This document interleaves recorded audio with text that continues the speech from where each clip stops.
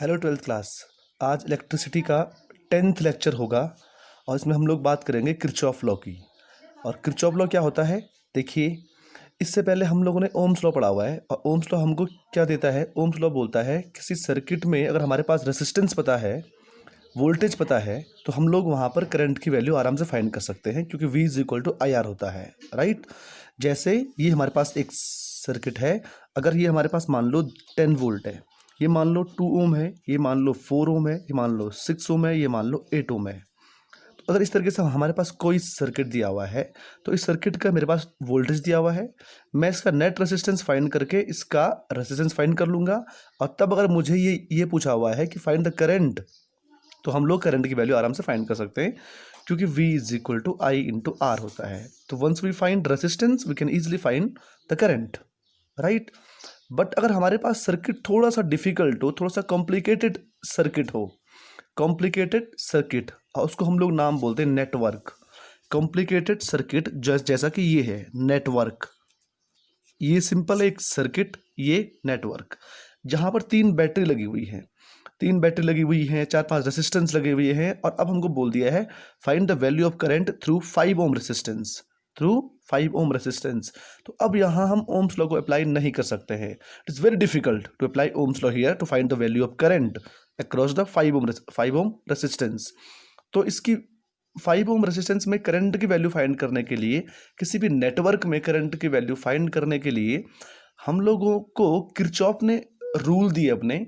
ये 2 रूल हमको बहुत हेल्प करते हैं किसी भी कॉम्प्लिकेटेड, किसी भी सिंपल सर्किट में करंट की वैल्यू फाइंड करने के लिए। बहुत सिंपल लॉ है। और मैं आपसे पहले ही बोल रहा हूँ, जो लोग वीडियो को देख रहे हैं वो प्लीज़ बुक को फॉलो ना करें। इसके लिए, खासकर इस टॉपिक के लिए, तो बुक को फॉलो ना करें, क्योंकि ये बहुत कंफ्यूजिंग है। बुक वाले पता नहीं क्लॉकवाइज, एंटी क्लॉकवाइज वगैरह वगैरह, प्लस माइनस बोलते रहते हैं। हम लोग बहुत सिंपल चलेंगे और बहुत ईजिली हमारे सारे क्वेश्चन बन जाएंगे इसी कंसेप्ट के साथ। देखिए जरा, किरचॉफ ने हमको 2 लॉ दिए हैं। पहला जो लॉ है वो है करंट का लॉ। देखिए, किरचॉफ करंट लॉ क्या होता है? KCL, जंक्शन लॉ और फर्स्ट लॉ, ये सब एक ही नाम है। एग्जाम में किसी एक नाम से भी ये हमारे पास आ सकता है, KCL, junction law, first law, current law, right. तो ये क्या बोलता है?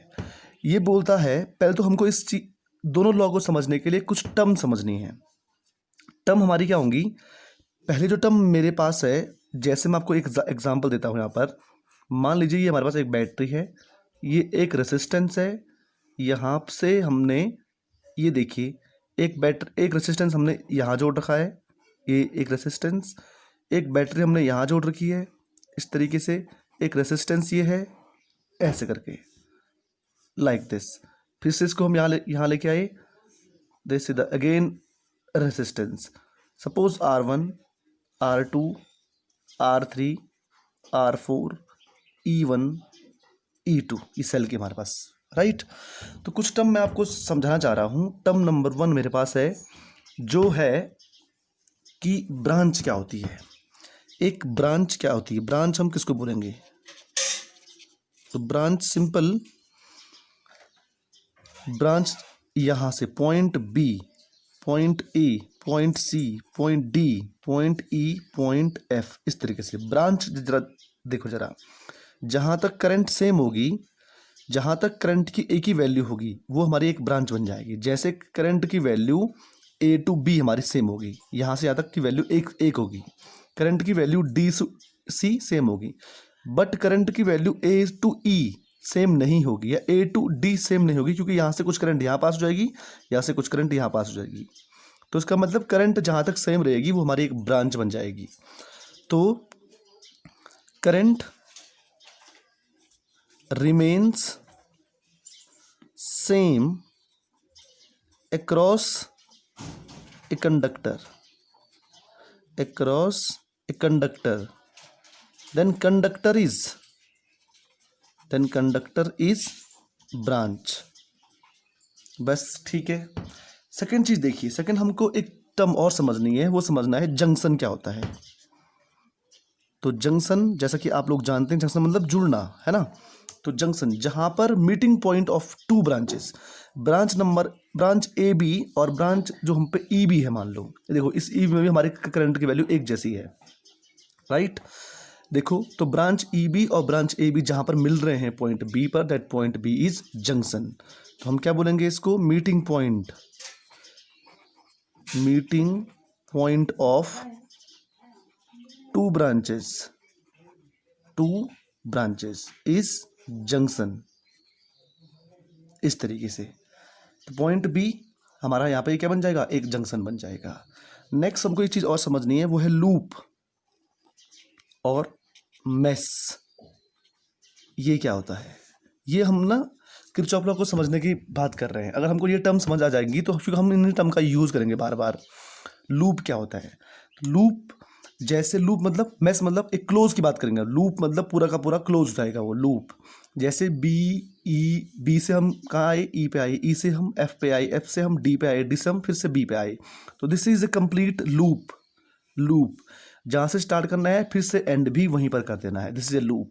या ए से स्टार्ट करना या बी से स्टार्ट कर दो, आपकी मर्जी है। आप चाहो तो बी टू डी आओ, एफ आओ, ई आओ, यहाँ आओ, एक ही बात होगी। ये भी एक वही लूप है, ये भी वही लूप है। या देखो B D C A B, ये भी एक लूप है, लेकिन ये अलग लूप हो जाएगा हमारा। ये वाला लूप अलग है, ये वाला लूप अलग है। हो सकता है आप पूरा ही लूप ले लें, बड़ा वाला लूप, ठीक है। तो क्या हो जाएगा, इसको हम बोलेंगे, देखिए ये क्या हो जाएगा, close circuit whose starting and end point is common,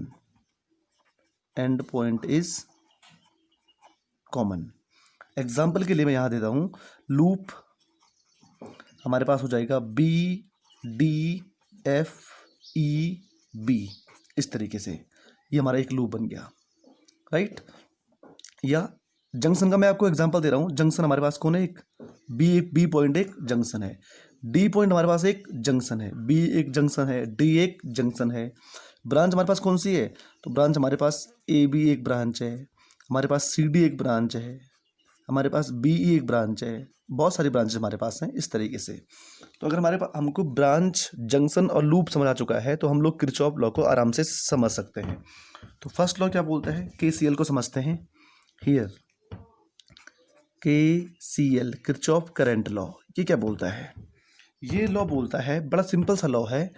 ये बोलेगा current meeting at any junction, किसी भी पॉइंट पर, किसी भी जंक्शन पर मिलने वाली या किसी भी जंक्शन पर करंट का समेशन, करंट का net sum is equal to 0 हो जाएगा। बस इतना सिंपल है, मैं बता रहा हूँ। प्लीज़ आप बुक को फॉलो मत करना, इसी को फॉलो करना, क्योंकि यहाँ बहुत सिंपल लैंग्वेज में है ये, राइट। तो देखिए क्या है, the sum of electric current at any junction is 0, the sum of electric current at any junction is 0। सम, किसी भी चीज का सम 0 कब हो सकता है, देखो सम ऑफ इलेक्ट्रिक करंट यानी कि सभी करंटों का योग, जोड़, सम एक ऐसे पॉइंट पर 0 हो जाएगा। तो 0 कब हो सकता है, हम जब चीज़ों को जोड़ेंगे तो उसका आंसर 0 कब आएगा, यानी कि कुछ प्लस होंगे और कुछ माइनस होंगे पक्का। तो इसके लिए हम क्या करेंगे, किसी जंक्शन पर कुछ करंट आ रही होंगी और किसी जंक्शन, उसी जंक्शन से कुछ करंट जा भी रही होंगी, राइट।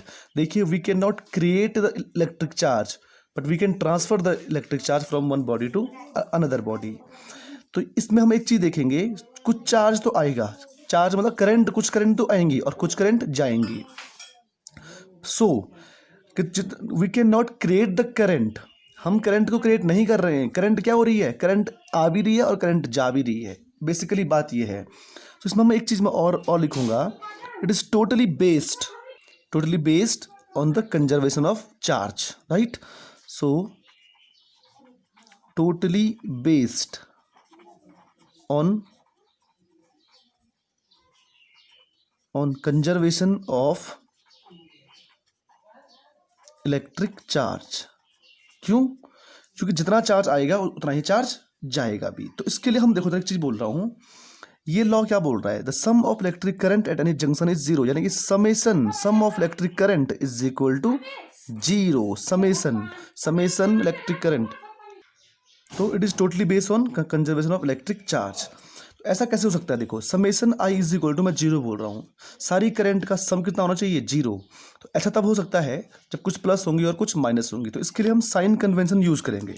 ध्यान से देखिए, साइन कन्वेंशन हमारा क्या होगा, इस किरचॉफ लॉ, दोनों लॉ में साइन कन्वेंशन ही मेन है। अगर आपको साइन कन्वेंशन समझ आ चुका है तो आपको किरचॉफ लॉ समझ आ जाएंगे ईजिली। देखिए चार्ज जब आएगा, चार्ज या कोई भी चीज़ जब हमारे पास आएगी तो हमारे पास ज़्यादा हो जाएगी। जैसे मान लो कि मेरे पास 100 पेन आ गई, 100 पेन, 200 पेन मेरे पास, तो मेरे पेन का नंबर बढ़ते जा रहा है। अगर मुझसे कुछ चीज़ जाएंगे तो वो घटते जाएगी। तो जितनी करंट आएगी उसको, उसका साइन हम लेंगे प्लस, और जितनी करंट जाएगी जंक्शन से उसका साइन हम लेंगे माइनस। क्लियर? तो हम इसको क्या बोलेंगे, देखो साइन कन्वेंशन के लिए मैं यहाँ ले रहा हूँ, आप उल्टा भी बोल सकते हैं, ऐसी कोई दिक्कत नहीं है क्योंकि यहाँ पे दो ही तो हमारे पास हैं। करंट एंटरिंग का साइन क्या लेंगे हम, पॉजिटिव, और करंट लीविंग का साइन क्या लेंगे हम, नेगेटिव ले लेंगे, बस। राइट? यानी कि अब मुझे यहां से बताइए कौन सी करंट एंटर हो रही है और कौन सी करंट लीविंग, कौन सी करंट जा रही है। तो I2 एंटर हो रही है, I3 भी एंटर हो रही है, I5 भी एंटर हो रही है। तो यानी कि जरा ध्यान से सुनो, summation I is equal to हमने बोला 0। ये कब होगा, देखो I1 plus I2 plus I3 plus I4 और plus I5 is equal to कितना, 0 आना चाहिए, हाँ है ना। लेकिन 0 कब आएगा, जब कुछ प्लस होंगे और कुछ माइनस होंगे। तो हमने क्या बोला, कौन से प्लस होंगे, एंटरिंग, जो एंटर कर रहे हैं। I1 लीव हो रही है तो I1 का sign minus I1, plus I2 क्योंकि I2 एंटर हो रही है, प्लस I3 भी एंटर हो रही है, माइनस I4 जा रही है बाहर, फिर अगेन प्लस I5 भी एंटर हो रही है, इज इक्वल टू 0। अब हम श्योर हैं, अब हो सकता है पक्का, I1 I4 को उस साइड लेके जाइए तो कितना हो जाएगा, I2 plus I3 plus I5 is equal to I1 plus I4। और इसको जरा ध्यान से देखो, ये लेफ्ट साइड वाली जो हमारी करंट है I2 I3 I5, ये करंट एंटरिंग है, और ये तो दोनों करंट क्या है, करंट लीविंग। यानी कि किरचॉफ करंट लॉ का एक फॉर्म हमारे पास और बन रहा है। ये क्या बोल रहा है, करंट एंटरिंग एट जंक्शन, किसी जंक्शन पर जितनी करंट एंटर हो रही है इज इक्वल टू हो जाएगी किसके, current leaving from junction, current leaving to junction. बात समझाइए आपको, जितनी करंट आ रही है उतनी ही करंट जाएगी भी। राइट? देखिए जब हमारे पास यहाँ पे क्या है, ये 4 करंट हमारे पास है, हमको बोला है find the value of I, find the value of I, जो ये I हमारे पास है। तो कैसे हो जाएगी, देखो जरा, सबका सम कितना हो, करंट आ कौन सी रही है, करंट 5 और I रही है, यानी कि 5 ampere plus I is equal to क्या हो रहा है, करंट लीविंग कौन कौन सी हो रही है, 7 एम्पियर प्लस 2 एम्पियर, तो कितनी हो जाएगी ये, 9 ampere. 5 ampere plus I is equal to, है ना, तो I इज इक्वल टू कितना हो जाएगा, 9 एम्पियर माइनस 5 एम्पियर, तो I इज इक्वल टू कितना हो जाएगा, 4 एम्पियर। इस तरीके के क्वेश्चन आते रहते हैं, इसमें छोटे छोटे क्वेश्चन, या दो तीन करंट और दे देंगे हमारे पास, तो ऐसे भी हो जाएगा हमारा। या एक चीज़ का हम लोग और यूज़ करेंगे, जितनी करंट आएगी उतनी करंट जाएगी की बात कर रहा हूँ मैं। अगर मान लो कि ये I1 है, मान लो कि ये I2 है, तो यहाँ करंट आएगी कि जाएगी, तो आंसर है जाएगी, क्योंकि ये आ रही हैं दोनों, तो ये पक्का जानी चाहिए, क्योंकि KCL कभी भी, KCL हमेशा अप्लाई होता है। तो यहाँ पे कितनी आएगी, I1 प्लस I2। ये बात समझ आ रही है आपको। जैसे ये मान लो कि हमारे पास ऐसा है, ये करंट मान लो आ रही है, ये करंट मान लो कि जा रही है, तो इस करंट का क्या होगा, ये करंट आएगी कि जाएगी, तो आप बोल सकते हैं दोनों हो सकता है, डिपेंड करता है कि ये बड़ी होगी कि छोटी होगी। अगर मान लो ये 5 एम्पियर है, ये मान लो 2 एम्पियर है, तो आप बोलेंगे कि ये तो 3 एम्पियर है पक्का, ऐसे उल्टे में। अगर मान लो ये 1 एम्पियर है, ऐसे आ रही थी, यहाँ 2 जाएगी, तो आप पक्का बोलेंगे यहाँ से 1 एम्पियर और आ रही होगी। क्या मैं ठीक बोल रहा हूँ? तो इस तरीके के क्वेश्चन, छोटे छोटे क्वेश्चन हमारे पास होते हैं जो आते रहते हैं। सेकंड देखिए, KCL बहुत आसान है, पहला लॉ बहुत इजी है KCL। सेकंड लॉ है थोड़ा सा डिफिकल्ट, थोड़ा सा अप्लाई करने में थोड़ा सा मुश्किल होती है। देखिए सेकंड लॉ क्या बोलता है, सेकंड लॉ है किरचॉफ वोल्टेज लॉ, KVL। पहले क्या था, KCL, Kirchhoff current law. KVL या लूप लॉ इसको हमने बोला, या सेकंड लॉ। पहले वाले को हमने क्या बोला था, करंट लॉ, जंक्शन लॉ या फर्स्ट लॉ, ये क्या बोलता है? ये भी बड़ा सिंपल लॉ है, तो देखिए अप्लाई करना थोड़ा सा मुश्किल होता है, बाकी तो है तो सिंपल। देखो क्या होता है, ये बोलता है the sum of voltage drop, the sum of EMFs, और जो भी आपको बोलना है, द सम ऑफ, देखिए द सम ऑफ ईएमएफ्स और voltage drop across a closed loop is always zero। बड़ा इंपॉर्टेंट है, बड़ा सिंपल। हमने बना दिया इसको, जरा देखिए। The sum of E M F voltage drop across a close loop is always zero, यानी कि क्या बोल रहा है, summation E is equal to zero. बस यही तो है law, summation E is equal to zero. देखिए ये है summation E is equal to zero. अब ई क्या होता है, ईएमएफ। और अगर आपको याद होगा तो ईएमएफ को हमने क्या बोला था, ईएमएफ को हमने डिफाइन किया था, work done by the source of EMF by the cell to move a unit charge in the entire circuit. Work done और energy, so it is totally based on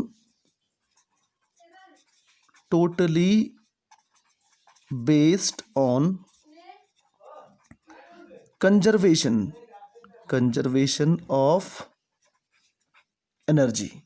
first law क्या था, conservation of charge में, ये क्या है, conservation of energy, क्योंकि हम net energy जो है वो कितनी है, नेट एनर्जी कितनी है, कांस्टेंट है, राइट। तो समेशन कैसे फिर से जीरो हो सकता है, तो आंसर है कोई पॉजिटिव होगा और कोई नेगेटिव होगा। पर इससे इंपॉर्टेंट चीज आपको क्या समझनी है, कोई भी लूप मान लो हम ले रहे हैं, मान लो कोई भी लूप, किसी भी लूप के अक्रॉस कुल ईएमएफ कितना होगा, जीरो हो जाएगा। कुल वोल्टेज ड्रॉप कितना होगा, जीरो हो जाएगा। अब मुझे बताइए, मान लो कि मैंने लूप हमने लिया, मान लो एक किसी लूप में वोल्टेज ड्रॉप कहाँ कहाँ होता है, एक तो सेल का अपना होता है ईएमएफ, रेसिस्टेंस में वोल्टेज ड्रॉप होता है V is equal to I R. देखो ये तो ईएमएफ है, वोल्टेज ड्रॉप रेसिस्टेंस में कितना होगा, I इंटू आर। तो वोल्टेज ड्रॉप या तो यहाँ हो सकता है, किसमें, रेसिस्टेंस में, या तो ईएमएफ का अपना होगा। तो एक सर्किट में जितने भी रेसिस्टेंस, जितने भी ईएमएफ सेल हमारे आएंगे, उन सब का sign convention, with sign convention हम लेंगे, सबका एडिशन, और उसको जीरो के इक्वल कर देंगे। कैसे, मैं आपको एग्जांपल दे रहा हूं, जरा ध्यान से सुनो। इन लूप, ध्यान से देखिए जरा, इन लूप मैं ले रहा हूं एफ ए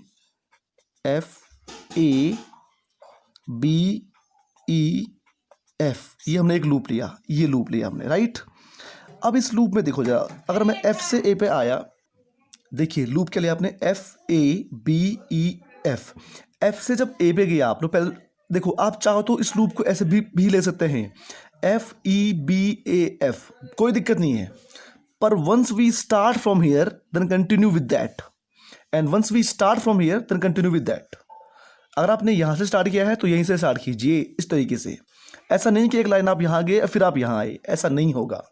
लूप को आपको क्लोज करना है, राइट, या यहां से क्लोज करो या यहां से क्लोज करो, दैट डजंट मैटर, क्लॉकवाइज के एंटी क्लॉकवाइज। मैं इसलिए बोल रहा हूं बुक को फॉलो मत करिए प्लीज।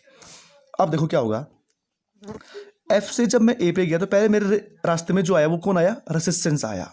और रेसिस्टेंस में जो वोल्टेज ड्रॉप होता है वो क्या होता है, I into are.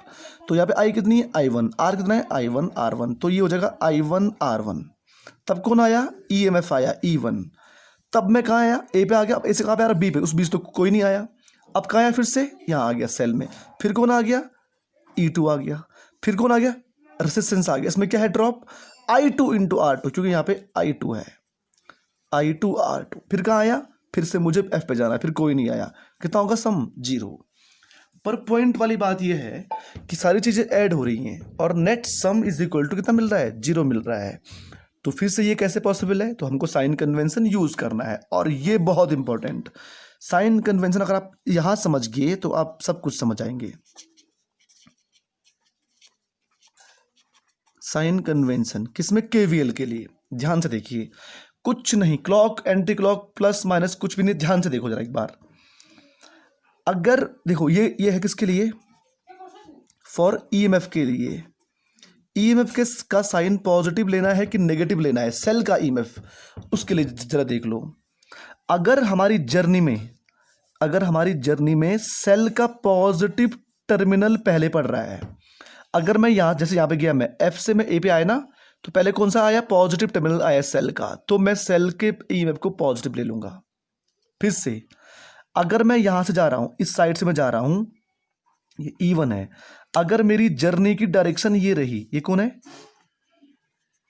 Journey direction, यानी कि लूप में मैं यहां से आया ना, मतलब यहां से जर्नी मतलब मैं यहां से आया लूप में, अगर मेरे रास्ते में पहले सेल का पॉजिटिव आया तो तब क्या लेना है, देन ईएमएफ साइन क्या लेना है, पॉजिटिव लेना है। और अगर इसके उल्टा, अगर हमारी जर्नी में, अगर मेरी जर्नी की डायरेक्शन यही थी और तब मेरे रास्ते में मान लो ये आया, इस तरीके से आया सेल कि पहले कौन सा पड़ा, नेगेटिव टर्मिनल पड़ा, छोटा टर्मिनल पड़ा, तो तब क्या लेना है, ईएमएफ का साइन, ईएमएफ साइन क्या लेना है, तब नेगेटिव लेना है। ये बहुत इंपॉर्टेंट है, जरा देखो फिर से। If in our journey the positive terminal of the cell comes first, then the sign of the EMF should be taken positive and vice versa। कोई दिक्कत तो नहीं है, राइट। ये तो देखो, अगर पॉजिटिव टर्मिनल पहले आया सेल का, तो आपको सेल का EMF पॉजिटिव लेना पड़ेगा। यानी कि अगर मैं इस इक्वेशन को अब लूँ, अभी देखो जरा एक बार, ये तो है किसके लिए, EMF के लिए, for voltage drop, for resistance, मतलब फॉर रेसिस्टेंस में जरा ध्यान से देखो जरा आप, अगर रेसिस्टेंस में ये हमारा रेसिस्टेंस मान लो इस तरीके से R1 और यहाँ पर करंट फ्लो हो रही है मान लो I1, तो करंट आपको पता है कहाँ से कहाँ फ्लो होती है, ऑलवेज हाई टू लो। तो अगर आप हाई टू लो जा रहे हैं, करंट की डायरेक्शन में जा रहे हैं, ध्यान से देखो जरा, करंट की डायरेक्शन मतलब आप हाई टू लो जा रहे हैं, ये वही बात तो होगी कि पॉजिटिव से नेगेटिव पे जा रहे हैं, तो क्या लेना, साइन पॉजिटिव। फिर से अलोंग द करंट अगर आप जाओगे, अलोंग द करंट डायरेक्शन अगर आप जाओगे, along the current direction, then sign of potential drop across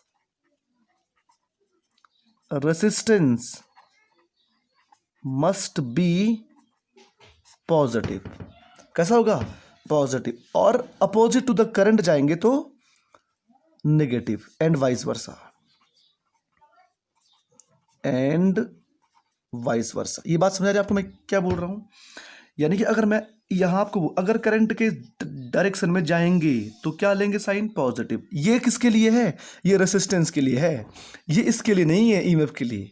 इसलिए मैं बोल रहा हूं, जरा ध्यान से सुनो, ईएमएफ का साइन किस बात पर डिसाइड करेगा कि हमारे रास्ते में कौन सा टर्मिनल ईएमएफ का पहले आया, पॉजिटिव आया है तो पॉजिटिव लेंगे, नेगेटिव आया तो नेगेटिव ले लेंगे, क्लियर। और रेसिस्टेंस में जो वोल्टेज ड्रॉप हम लेंगे उसका साइन किस बात पर डिपेंड करेगा कि करंट की डायरेक्शन कहाँ है। Is it clear. तो आप मुझे बताइए, जो ये लूप हमने यहाँ पे लिया था, ये लूप FABEF हमने लिया था ना, इस लूप में अगर मैं विद साइन कन्वेंशन लूँ तो कैसे लूँगा, मैं किस तरीके से मैं लूँगा, तो F से मैं A पे आया तो पहले कौन आया, रेसिस्टेंस आया, करंट यहाँ फ्लो हो रही है और मैं इस डायरेक्शन में जा रहा हूँ, तो इसका साइन क्या, I1 × R1 का जो sign, voltage drop across resistance, इसका साइन क्या हो जाएगा, नेगेटिव, I1 R1। क्यों नेगेटिव, हम यहाँ जा रहे हैं और ये यहाँ आ रहा है। अब कौन पड़ा, सेल, या तो हमारे रास्ते में सेल पड़ेगा या तो रेसिस्टेंस ही पड़ेगा और कोई नहीं पड़ेगा, राइट। सेल का पॉजिटिव आया है तो मुझे इसको पॉजिटिव लेना पड़ेगा, E1। Is clear. अब कौन आया, यहाँ तक तो कोई भी नहीं आया, अब कौन आया, सेल, तो सेल में कौन सा आया पहले, नेगेटिव, तो इसका साइन क्या लेना है, E2 negative. Is it clear. अब कौन आया, रेसिस्टेंस, और रेसिस्टेंस में क्या होता है, ड्रॉप, I2 × R2, क्योंकि यहाँ पे करंट कितनी है, I2 है, यहाँ पे रेसिस्टेंस कितना है, R2, लेकिन साइन क्या होगा, अलोंग द करंट जा रहे हैं, करंट भी यहीं फ्लो हो रही है, तो ये पॉजिटिव, इज इक्वल टू 0। अगर आपको समझ आया तो ताली बजाइए। देखो I2 R2 और प्लस E1 तो यहीं छूट गया, और यहाँ कौन छूट गया, E2 + I1 R1। इस तरीके से साइन कन्वेंशन यूज करके हमारी इक्वेशन ऐसी बन जाएगी। और हम समझ रहे हैं कि अब ये 0 हो सकता है, तो साइन कन्वेंशन बहुत मेन है, बहुत ज़रूरी है आपको समझने के लिए। ये तो बेसिक सी हमारी एक वीडियो थी केसीएल और केवीएल का इंट्रोडक्शन पे। मेन चीज़ क्या है, आपको केसीएल को केवीएल को अप्लाई करना आना चाहिए न्यूमेरिकल में। न्यूमेरिकल में अप्लाई कैसे करना है, बस में बहुत इजी हो जाएगा अगर आपको ये समझ आ चुके हैं। तो साइन कन्वेंशन होता क्या है, केसीएल क्या होता है, केवीएल क्या होता है, कैसे करना है, याद रखिए। केवीएल मेन है, केवीएल में एक क्वेश्चन जरूर आता है यहाँ से 3 मार्क्स का। केवीएल में अगर हमारे रास्ते में या तो सेल आएगा या तो रेसिस्टेंस आएगा। सेल का साइन किस बात पर डिपेंड करेगा कि कौन सा टर्मिनल पहले पड़ा है। If there is a positive terminal then sign will be positive, right, and if negative terminal अगर पहले पड़ता है then sign will be negative. Resistance में जो voltage drop I into R होगा उसका साइन किस बात पर डिपेंड करेगा कि करंट की डायरेक्शन कहाँ है। If we are going along the current, then the drop should be taken positive, and if we are going opposite to the current, then the sign must be taken negative. Is it clear? Right? तो next video बहुत जल्दी आएगी और हम देखेंगे numerical में कैसे apply करना है। कैसे करना है, ऐसे ही करना है, इक्वेशन बनेंगी, इक्वेशन को सॉल्व करना है। Is it clear? Yes, thank you.